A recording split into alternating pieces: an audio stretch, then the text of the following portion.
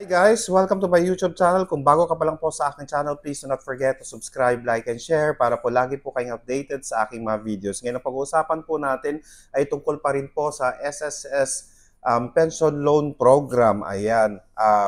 Sa ibang mga videos po natin na pag-usapan po natin kung sino-sino po ang qualified na kumuha ng SSS Pension Loan. Ayan po. So, nandyan po ang retiree pensioner po natin at under SSS Circular number 36 series of 2024 po, dated January 31, 2024. Nagkaroon po sila ng amendments at dinagdag na po ang ating surviving spouse pensioner. Ayan.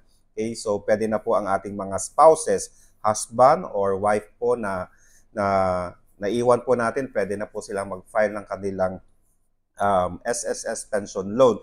Ngayon, paano po kung namatay po ang ating retiree pensioner at ang ating spouse po? Okay, let's say namatay na po itong mga nag-loan sa ating SSS pension loan ng program po natin. Ngayon, ang mangyayari po dito, once na tayo po ay nagkaroon ng pension loan sa SSS, automatic po na kasama na po ito, mayroon po tayong insurance. Okay? Magbabayad din po tayo ng insurance natin. Okay.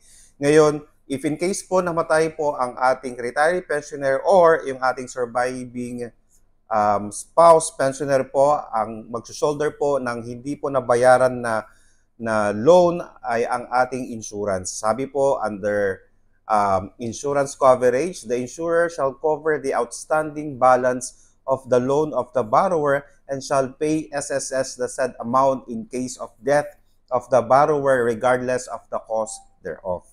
Okay, ayan po. Okay, so ang magbabayad po nito ay ang ating insurance. Okay, so hindi po natin problemahin ang pagbabayad po nito dahil nga po ang insurance ang magbabayad sa SSS at hindi po mababawasan ang mga death benefits po na tatanggapin ng ating namatay na SSS member po or ang namatay po nating retiree pensioner or surviving spouse pensioner po natin.